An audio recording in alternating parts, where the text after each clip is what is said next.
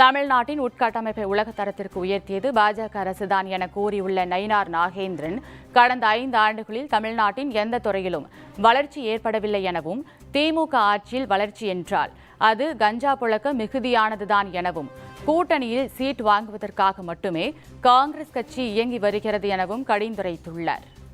தமிழகத்திற்கு பாரத நரேந்திர மோடி அவர்கள் வந்த பிறகு 14 லட்சம் கோடி ரூபாய் தந்திருக்கிறார்.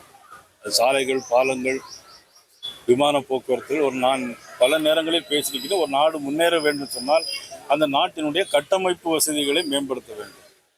அது முழுக்க முழுக்க மத்திய அரசு அவ்வளவு ஏற்பாடு செய்திருக்கிறது. துறைமுகங்கள், விமான போக்குவரத்து, சாலை போக்குவரத்து இதுவரையிலும் செய்து கொடுத்தது மத்திய அரசு, பாரத நரேந்திர மோடி அவர்கள் கூட்டணியில் இருக்கும்போது மந்திரி சபையில் 10 பேர் இருந்தார்கள். இந்த தமிழ்நாட்டிற்கென்று எந்த ஒரு திட்டங்களையும் அவர்கள் கொண்டு வந்தது கிடையாது. என்றால் மேடை போட்டு பேச வேண்டும் என்றால் கூட நான் தயாராக இருக்கேன். அவர்களுக்கு பயம். டெவலப்மெண்ட், நோ டெவலப்மெண்ட் எப்படின்னா இந்த கடந்த 5 வருஷத்துல தான் நோ டெவலப்மெண்ட். ஆனால் டெவலப்மெண்ட் ஆனது தெரியுமா? கஞ்சா. டெவலப்மெண்ட் ஆனது என்ன தெரியுமா? சின்ன 2 வயசு குழந்தைகளை கற்பழிக்கிறது. டெவலப்மெண்ட் ஆனது என்ன தெரியுமா? 70 வயசு பொம்பளையும் ரோட்டில் விடுறது இல்லை. டெவலப்மெண்ட் ஆனது என்ன தெரியுமா? கொங்கு பகுதியில் தோட்டத்தில் யாரும் குடியிருக்க முடியல. டெவலப்மெண்ட் ஆனது என்ன தெரியுமா? தமிழ்நாட்டில் பெண்களுக்கு பாதுகாப்பு இல்லை அப்படிங்க.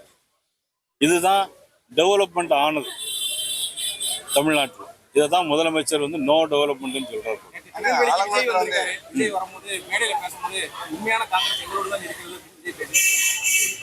அது அவர்கிட்ட தான் கேட்கணும். காங்கிரஸ் எங்க இருக்கிறது யாருக்குமே தெரியாது. ஆனா கூட்டணியில மட்டும் சீட்டு கொடுத்து வச்சிருக்காங்க. காங்கிரஸ் தமிழ்நாட்டில் எங்க இருக்கா? எங்கேயுமே கிடையாது.